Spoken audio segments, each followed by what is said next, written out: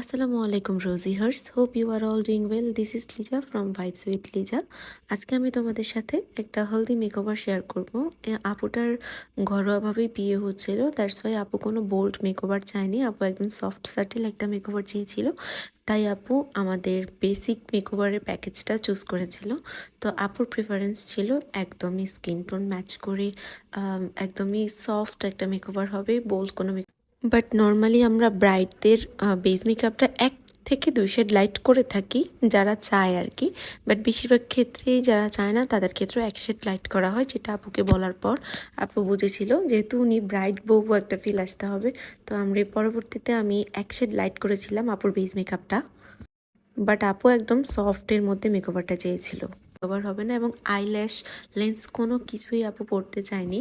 তো আমি আর আপুকে শুরুর দিকে জোর করিনি। আপুর স্কিন মাসাল্লাহ খুবই সুন্দর ছিল, কোনো অ্যাকনে বাম্পস বা কোনো পিগমেন্টেশন বা কোনো রকম অ্যাকনে স্কার মার্কস কোনো কিছুরই কোনো প্রবলেম ছিল না, মিন ওপেন পোর্সও ছিল না।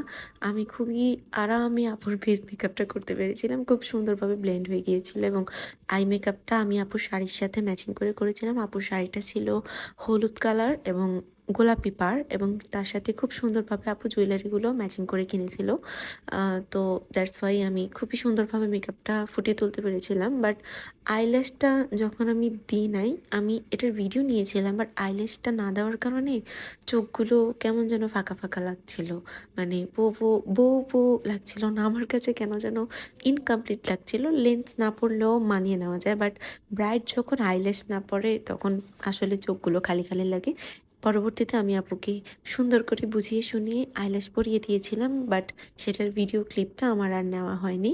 তো এই হচ্ছে আপুর ফাইনাল লুক। কেমন হয়েছে অবশ্যই কমেন্ট করে জানাবে। আর এখন আমাদের ব্রাইডাল বুকিং চলছে, তো কারো কোনো ইনফরমেশন বা কোনো আমাদের প্যাকেজ সম্পর্কে জানার প্রয়োজন হলে অবশ্যই ইনবক্স করবে। আল্লাহ হাফেজ।